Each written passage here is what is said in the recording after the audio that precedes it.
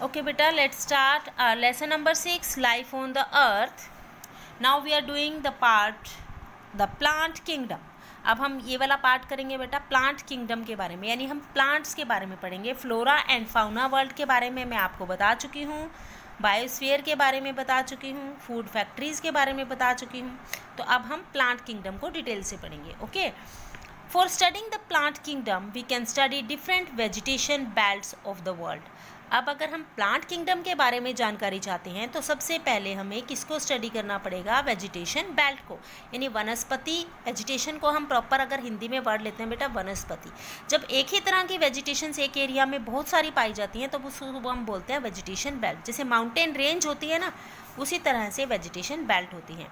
Vegetation में हम क्या क्या इंक्लूड करते हैं, फॉरेस्ट, ग्रासलैंड, बशीज एंड श्रब्स, ये सभी चीज़ें इंक्लूड करते हैं। आप सेकंड क्लास से ये सब पढ़ते आ रहे हो, सेकंड थर्ड क्लास में होते हैं आपके पास फॉरेस्ट होते हैं, ग्रासलैंड्स होते हैं, बशीज, श्रब्स, ये सब आप पढ़ते हो। They vary from place to place because of the variation in climatic conditions.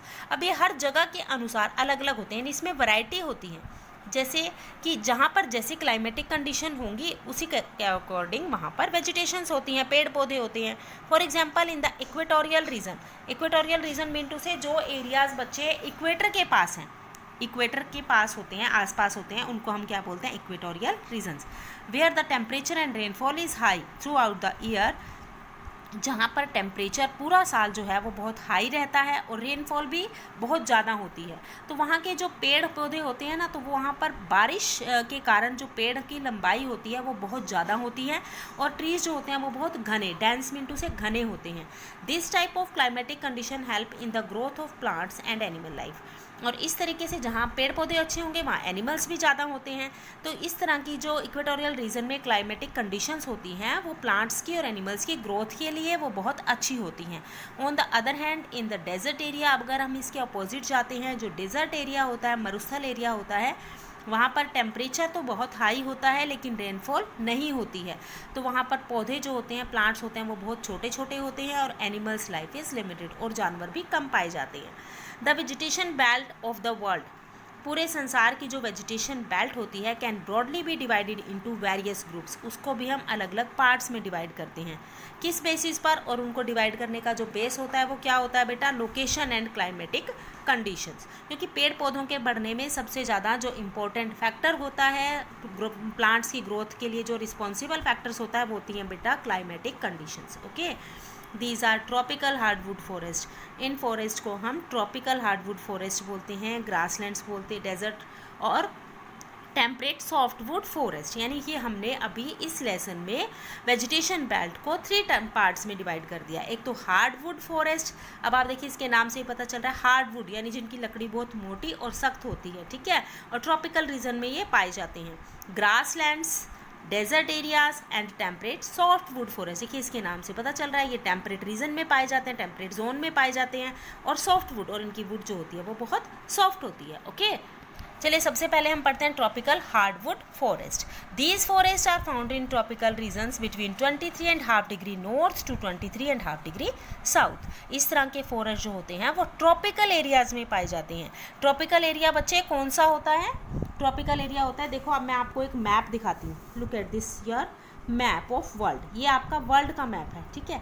ये आपकी 0 डिग्री पर कौन सी लाइन होती है, इक्वेटर होती है। 6 में आप ये सीख चुके हो बेटा सभी कुछ, इक्वेटर कौन सा जोन है आपका, इक्वेटर होती है लाइन, और उसके अकॉर्डिंग आपकी ट्रॉपिक ऑफ कैंसर होती है, ट्रॉपिक ऑफ कैप्रिकॉर्न होती है, और ट्रॉपिक ऑफ कैप्रिकॉर्न जो होती है वो क्या होती है, इज इक्वेटर और ट्रॉपिक ऑफ कैंसर, और equator to tropic of Capricorn तक जो एरिया होता है वो कौन सा एरिया होता है, अपवर्ड कौन सा एरिया होता है, डाउनवर्ड कौन सा एरिया होता है, ये हम आपको पहले बता चुके हैं। तो 0 to 23.5 डिग्री, 0 से लेके 23.5 degree north and 0 to 23.5 degree south, ये जो ट्रॉपिक ऑफ कैप्रिकॉर्न और ट्रॉपिक ऑफ कैंसर की मार्किंग होती है ना बेटा 23.5 डिग्री पर होती है, ठीक है। On the basis of difference in climatic conditions and vegetations, these forests can be divided into 2 groups. इसलिए इनके क्लाइमेटिक कंडीशंस को ध्यान में रखते हुए, वेजिटेशंस को ध्यान में रखते हुए इन फॉरेस्ट को 2 पार्ट्स में, आगे फर्दर हार्डवुड फॉरेस्ट को 2 पार्ट्स में डिवाइड करते हैं। एक तो होते हैं evergreen forest, next is deciduous forest. Okay, evergreen मतलब जो पूरा साल हरे भरे रहते हैं, ठीक है, कैसे, अब आप हैरान हो जाओगे क्योंकि पेड़ तो पत्ते गिराते हैं ना, लेकिन बेटा यहाँ पे रीज़न क्या होता है, पेड़ पत्ते तो ये वाले पेड़ भी गिरा देते हैं, जब पुराने हो जाते हैं तो पेड़ों के इन पत्तों के, एवरग्रीन जो फॉरेस्ट होते हैं इनके भी गिर जाते हैं, लेकिन इनके पत्तों की एक क्वालिटी होती है, एक साथ सारे पेड़ के नहीं गिरते हैं, ये जब गिरते हैं तो टर्न वाइज गिरते रहते हैं, यानी जो पुराने हो रहे हैं वो गिरते रहते हैं, और ग्रोथ इक्वेटोरियल रीजन में होने के कारण इनकी जो ग्रोथ है प्लांट्स की वो बहुत जल्दी हो जाती है, इसलिए ये खाली नज़र नहीं आते, इसलिए इनको हम बोलते हैं evergreen forest. These forest are found on both sides of the equatorial equator के दोनों साइड से पाए जाते हैं, 10 degree north and 10 degree south. अब आप देखिए यहाँ पर अगर मैं आपको दिखाती हूँ बेटा, ये 0 डिग्री पर हमारी इक्वेटर होती है, इसकी यहाँ पर ये मैंने आपको मार्किंग बताई थी 23.5 degree north, and this one is 23.5 degree south. अब लेकिन यहाँ से 0 से 10 equal point, and 0 to 10 degree north and 10 degree south में एवरग्रीन फॉरेस्ट पाए जाते हैं, ठीक है। The main areas are Zaire basin in Africa, Amazon basin in South America and few islands in the south east Asia. इन areas में यानी Zaire basin, Amazon basin and islands in the south east Asia, यहाँ पर ये बहुत ज़्यादा होते हैं। These areas receives heavy rainfall throughout the year and the temperature remains very high. These forest remain green throughout the year. The trees are very toll.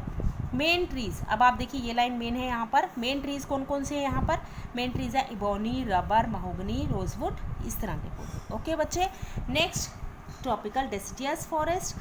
These forests are between 10 degree to 23 degree north, 10 degree to 23.5 degree south में ये जो हैं वो पाए जाते हैं latitudes में। These forest belt receives moderate rainfall, यहाँ हाई रेनफॉल नहीं होती है, मॉडरेट रेनफॉल होती है। Trees here shed their leaves in the dry season, और जब सूखे का मौसम आता है, जब बारिश नहीं होती है, कम होती है, तो ये अपने लीव्स को गिरा देते हैं। The trees are of medium height. Equatorial जो रीजन में पौधे होते हैं, एवरग्रीन फॉरेस्ट होते हैं, उनकी हाइट बहुत लंबी होती है, लेकिन इनकी हाइट मीडियम होती है। The main areas where these forest are found are India, China, eastern, Brazil etcetera. Common trees कौन से हैं, sal, teak, bamboo etcetera. Okay बच्चे, I hope you understand this tropical hardwood forest. चलिए अब करते हैं बच्चे ग्रासलैंड्स कैसे होते हैं। Grasslands are areas where the vegetation is dominated by grasses. उन एरियाज़ में जहाँ पर घास बहुत ज़्यादा होती है उनको हम ग्रासलैंड्स बोलते हैं। ग्रास में कौन से बेटा, सिर्फ सिंपल घास नहीं होती, इसमें प्लांट्स होते हैं एंड सैटरिंग ऑफ ट्रीज, छोटे छोटे पौधे होते हैं, ज़्यादा ऊंचे पौधे नहीं होते, जो ज़मीन से जुड़े हुए पौधे होते हैं ना, वो प्लांट्स यहाँ होते हैं। Grasslands are found in the areas of scanty rainfall.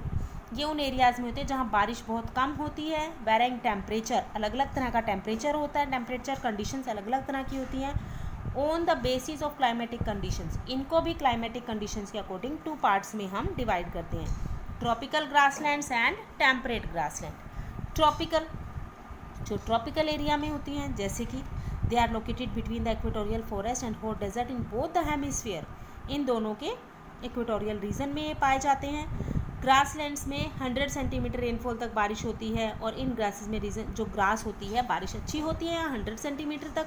तो जो ग्रास है वो बहुत बड़ी बड़ी और थिक होती है, ठीक है, रफ होती है और टॉल होती है। Campos in Brazil are typical examples of these forest. Brazil में जो कैंपस है वो इसका एक एग्जाम्पल है, ठीक है। इस तरह की ग्रास यहाँ पर पाई जाती है equator to tropic of Capricorn के बीच में। ओके, नेक्स्ट बेटा आता है temperate grasslands. These grasslands are located in the temperate zone and in the interior parts of the continent. ये कॉन्टिनेंट्स के इंटीरियर में होती है। ये देखिए, ये जो ग्रासलैंड्स हैं बेटा, ये हमेशा बाउंड्री पर हैं, किसी भी कंट्री की बाउंड्री को टच कर रही हैं, ठीक है। लेकिन जो टेम्परेट ग्रासलैंड्स होती हैं वो मिड में होती हैं, interior parts of the continent. These grasslands receives, यहाँ पर 25 to 5 सेंटीमीटर तक बारिश होती है। They sometime receive snowfall also, यहाँ कभी कभी इन एरियाज़ में बारिश वर्ष जो स्नोफॉल होता है वो भी हो जाती है, बारिश के अलावा यहाँ स्नोफॉल भी होता है। The grasses of these regions short and soft, छोटी ग्रास होती है क्योंकि बारिश ज़्यादा नहीं है, बर्फ़बारी भी होती है, इसलिए जो शॉर्ट होती है और सॉफ्ट होती है यहाँ की जो ग्रास होती है। They are known by different names of different areas, अलग अलग एरियाज़ में ग्रास को अलग अलग नेम दिए जाते हैं, जैसे कि प्रेयरीज नॉर्थ अमेरिका। अब आप देखिए नॉर्थ अमेरिका के यहाँ पे सेंटर में कौन सी है, प्रेयरीज ग्रासलैंड है। साउथ अमेरिका में इसी ग्रासलैंड को पैम्पस बोला जाता है, ऑस्ट्रेलिया में इसी ग्रासलैंड्स को डॉन बोला जाता है, एंड साउथ अफ्रीका में इसी ग्रास को वेल्ड बोला जाता है। ठीक है, चलिए अब आगे बढ़ते हैं बेटा डेजर्ट्स के बारे में। मरुस्थल, a vast area which has less vegetation, यहाँ पर बारिश बहुत कम होती है, स्कैंटी है, इसलिए यहाँ पर वेजिटेशन बहुत कम होती है, और ऐसे एरियाज़ को हम डेजर्ट एरियाज़ बोलते हैं। On the basis of difference in temperature deserts can be categorized into 2 groups. अब यहाँ भी टेम्परेचर कंडीशन, क्लाइमेटिक कंडीशंस के अकॉर्डिंग, टेम्परेचर के अकॉर्डिंग डेजर्ट्स को 2 पार्ट्स में डिवाइड किया, hot desert and cold desert. ठीक है बेटा, डेजर्ट का सबसे पहले जब भी क्वेश्चन आता है डेजर्ट्स आपने सबसे पहले क्वेश्चन लिखना है डेजर्ट का मीनिंग क्या होता है। ठीक है, वो एरिया जहाँ पर वेजिटेशन, जो बारिश है वो रेनफॉल है वो स्केंटी है, ठीक है, और लेस वेजिटेशंस होती हैं, तो उसको हम कौन सा एरिया बोलते हैं, वो डेजर्ट एरिया होता है। ठीक है, for desert these are mostly located on the western margins of the continent where temperature remains very high throughout the year. एक हॉट डेजर्ट यानी गर्म, जैसे आपके इंडिया में भी है ना, राजस्थान में बहुत मरुस्थल है वहाँ पर, है ना, तो उसी तरीके से located on the western margin of the continent के वेस्ट साइड में होता है ये, where temperature remains very high, जहाँ पर टेम्परेचर बहुत हाई होता है। Some important hot deserts of the world, Sahara desert है अफ्रीका में, थार डेजर्ट आपके इंडिया में, अटाकामा साउथ अमेरिका में, और यहाँ कौन सी वेजिटेशंस होती है, कैक्टस, श्रब्स, बशीज, इस तरह के कांटेदार पौधे और बिल्कुल ज़मीन से जुड़े हुए लगे हुए पौधे होते हैं मरुस्थल में जो पाए जाते हैं। ठीक है, उसके बाद आता है बेटा कोल्ड डेजर्ट। अब कोल्ड डेजर्ट क्या होगा, हॉट डेजर्ट में तो होती है रेत, ठीक है, और कोल्ड डेजर्ट में होती है आइस, बर्फ़, स्नो होती है। The cold deserts are mostly found around the polar region where the temperature remains below freezing point, यानी जो आपका नॉर्थ पोल और साउथ पोल है ना बेटा, उन वहाँ पर कौन से डेजर्ट्स हैं, कोल्ड डेजर्ट्स हैं, क्योंकि वहाँ सूरज की किरणें नहीं पहुँच पाती है और पूरा साल बर्फ़ जमी रहती है और टेम्परेचर जो है वो फ्रीजिंग पॉइंट यानी जमा देने वाला होता है। जैसे कि the common vegetation is comprise of mosses lichens, यहाँ की जो वेजिटेशन है, क्योंकि पेड़ पौधे नहीं होते हैं यहाँ, तो यहाँ इस तरह के होते हैं मॉसिस लिचन्स, कोई कोई पौधा नज़र आता है। The main area are northern part of Siberia, यानी रशिया का एक पार्ट है यहाँ पर, है नदर्न पार्ट ऑफ कनाडा, और कनाडा के नॉर्थ पार्ट में यहाँ पर बहुत ज़्यादा बर्फबारी होती है। ठीक है, अब नेक्स्ट पार्ट करते हैं टेम्परेट सॉफ्टवुड फॉरेस्ट। जैसा कि आपको नाम से ही पता चल रहा है, एक तो ये टेम्परेट जोन में पाए जाते हैं, दूसरा सॉफ्टवुड, इनकी जो वुड होती है वो बहुत सॉफ्ट होती है। ठीक है, हमने ये इसका 4th पार्ट है जो हमारी वेजिटेशन बेल्ट है। सबसे पहला हमने किया hardwood forest, next one is grasslands, third one is desert, and 4th is tropical softwood forest. Another type of vegetation which is common in the continental interiors of high latitudes, यानी जहाँ पर ऊंचा तापमान होता है, कॉन्टिनेंटल उन areas में होते हैं, as well as high altitude areas of Asia, Europe, North America, South America, New Zealand are known as taiga. इसको हम बोलते हैं बेटा टैगा। वो वनस्पतियाँ, वो वेजिटेशन जो हाई एल्टीट्यूड्स एरिया में, ऊंचाई वाले एरियाज़ में पाई जाती हैं, उनका नाम होता है taiga. These are also known as coniferous forest, इनका अनदर नेम। ध्यान रखें बच्चे, यहाँ क्वेश्चन जो है वो किसी भी नाम से आ सकता है। टैगा क्या है, ये भी एक क्वेश्चन बनता है। कॉन्फीरियस फॉरेस्ट कौन से होते हैं, ये भी एक क्वेश्चन बनता है आपका। एंड नेक्स्ट वन आपका टेम्परेट सॉफ्टवुड फॉरेस्ट का अनदर नेम क्या है, वो भी एक क्वेश्चन बनता है। ओके, इनको हम कॉन्फीरियस फॉरेस्ट कहते हैं because they are mainly have cone bearing trees, यानी यहाँ पर जैसे कि माउंटेन एरिया में, हिली एरियाज़ में प्लांट्स होते हैं ना, उस तरह से होते हैं, इनके कोन बने होते हैं, यानी कोन वाले ट्रीज होते हैं यहाँ पर। The trees are also conical in shape and have very soft wood, और इनकी वुड जो होती है वो बहुत सॉफ्ट होती है। और जो इनके लीव्स होते हैं वो निडल शेप्ड होते हैं, ताकि जो स्नो होती है, बर्फ़ होती है, इन एरियाज़ में भी बर्फ़ गिरती है, तो वो इन ट्रीज़ के पत्तों के ऊपर रुक ना पाए। ठीक है, इसलिए यहाँ कॉनिकल शेप के ट्रीज़ होते हैं और निडल शेप के लीव्स होते हैं। Coniferous forest are more uniform and consist of pure stands of a few species, इसलिए यहाँ की जो प्रजातियाँ एनिमल्स होते हैं ना बेटा, यहाँ वो भी एक बिल्कुल अलग तरह की होती हैं। द मेन ट्रीज़ आर, और यहाँ जो मेन ट्रीज़ हैं, आप अपने एरिया में चले जाइए, माउंटेन एरिया में चले जाइए, मसूरी, देहरादून आप जाइए, शिमला जाइए, वहाँ पर ट्रीज़ जो होंगे बेटा सेम एज इट इज़ इसी एरिया के होते हैं। कौन कौन से ट्रीज़ होते हैं, पाइन, फर, स्प्रूस, लार्क एट्सेट्रा, इस तरह के ट्रीज़ होते हैं। ओके, तो ये थी हमारी vegetation belt. Okay, mentioned earlier, जैसे कि आपको पहले बताया जा चुका है, अलोंग विद प्लांट्स के साथ साथ animals also live in the biosphere. Animals भी तो इसी बायोस्फीयर में रहते हैं ना, हमारे साथ रहते हैं। These can be birds, insect, animals, ये किसी भी फॉर्म में हो सकते हैं, चाहे वो बर्ड्स हैं, चाहे इंसेक्ट्स हैं, चाहे वो एनिमल्स हैं। The animals are vary from place to place because of the variation in the natural environment. जैसे पेड़ पौधे अलग अलग होते हैं ना बेटा क्लाइमेटिक कंडीशन के अकॉर्डिंग, वैसे ही नेचुरल एनवायरनमेंट के अकॉर्डिंग जो एनिमल्स होते हैं वो भी अलग अलग तरह के होते हैं। The equatorial region receives heavy rainfall. Equatorial region में, इक्वेटोरियल एरियाज़ में भारी बारिश होती है, टेम्परेचर ज़्यादा होता है, with the result tall and thick forest होते हैं। As such the forest in this region provide thick vegetation cover. इसलिए जो वेजिटेशन कवर होता है ना, घना होता है, यानी पेड़ पौधे बहुत ज़्यादा होते हैं, घने होते हैं। This make it possible to have a large variety of animals here. इसलिए एनिमल्स इन एरियाज़ में इक्वेटोरियल रीजन में ज़्यादा पाए जाते हैं, क्योंकि एनिमल्स ना जंगलों में रहना ज़्यादा पसंद करते हैं, और जंगल जहाँ पर है वहीं पर वैरायटी ऑफ एनिमल्स की जाती है, पाई जाती है। The common animals found here, कौन कौन सी तरह के एनिमल्स होते हैं? Monkeys, elephant, crocodile, insect eating animals like armadillos, snakes etcetera. Armadillos ना रैट की तरह नज़र आता है, आपको पिक्चर भी दिख रही है इस तरीके से। ये वाले जो जानवर हैं ये घने जंगलों में पाए जाते हैं, ठीक है।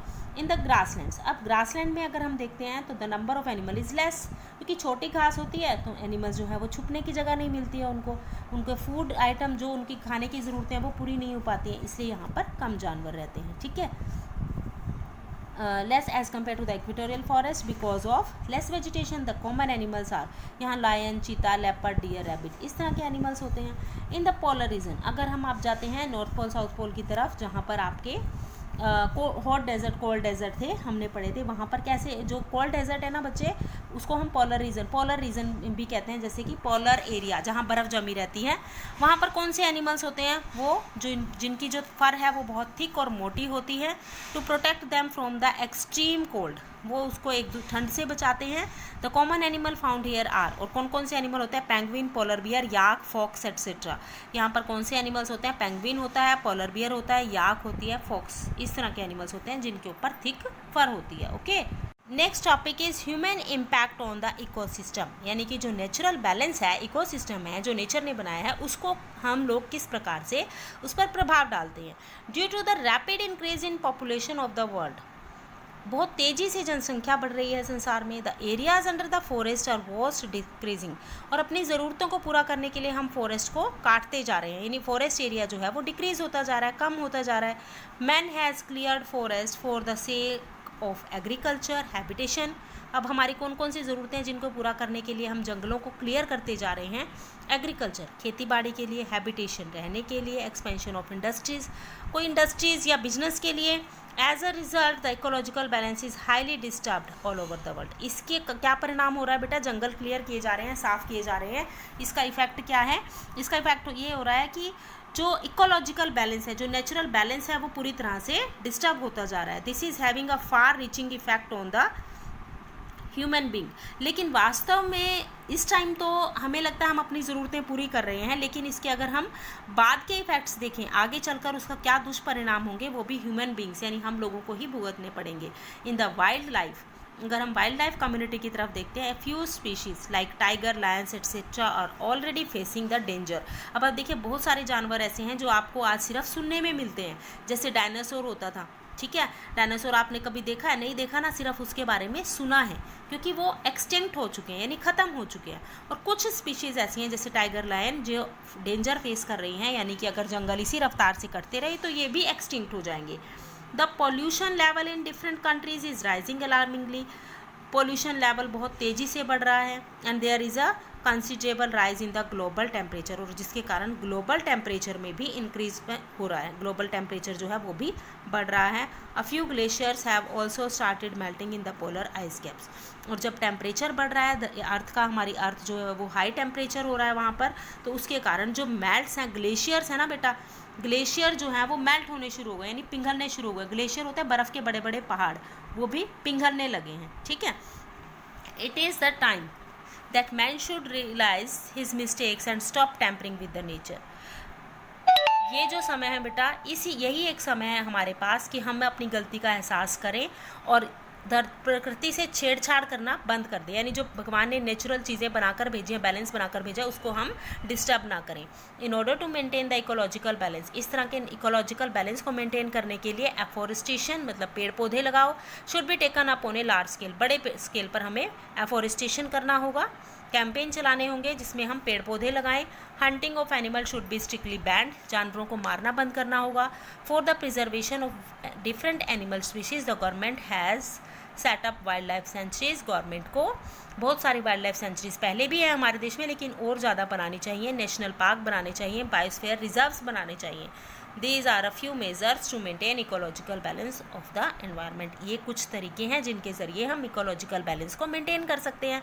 मैनी नॉन गवर्नमेंटल ऑर्गेनाइजेशन, बहुत सारे NGOs हैं बेटा, NGO को बोलते हैं नॉन गवर्नमेंटल ऑर्गेनाइजेशन, ये सरकारी संगठन नहीं होते हैं, लेकिन कुछ लोग जो होते हैं जो इन्वायरमेंट की, हमारे पर्यावरण की बहुत चिंता करते हैं, वो मिल करके इनके लिए एफर्ट्स करते हैं, एनिमल्स को बचाने का, फॉरेस्ट को बचाने का, पेड़ पौधे लगाने, इस तरीके से। तो बहुत सारे नॉन गवर्नमेंटल ऑर्गेनाइजेशंस हैं, have also come forward to help in protecting different types of animal species, ये भी आगे आए हैं ताकि बहुत सारी एनिमल प्रजातियों को, जानवरों की प्रजातियों को बचाया जा सके। ठीक है। Do you know conservation and preservation are use for wildlife management, conservation और प्रिजर्वेशन दो ऐसे वर्ड्स हैं जो हम वाइल्ड लाइफ को मैनेज करने के लिए, यानी जंगली जानवरों के जीवन को, जंगलों को मैनेज करने के लिए यूज़ करते हैं। कंजर्वेशन का मतलब होता है बेटा रेफर्स टू वाइज यूज़, यानी कि बुद्धिमत्तापूर्ण से जो रिसोर्सेज है, नेचुरल रिसोर्सेज है, उनका यूज़ करना, चाहे वो सोइल है, चाहे वो आपके ट्रीज़ प्लांट्स हैं, चाहे वो आपका वाटर है, हम सब में क्या करते हैं, हम उनको बड़ी सावधानी से इस्तेमाल करें। And preservation refers to non use, और प्रिजर्वेशन का मतलब होता है किसी भी चीज़ का इस्तेमाल ना करना। ठीक है, जैसे कि ताकि हम जानवरों को बचा सकें, उनके हैबिटेट को बचा सकें, उनके घर को बचा सकें, जैसे हमें जानवरों को मारना बंद करना होगा। क्लियर? ठीक है बच्चे, I hope you understand the topic. So this is your lesson number 6 on the earth. Okay beta, I hope you understand this. Okay, take care, goodbye.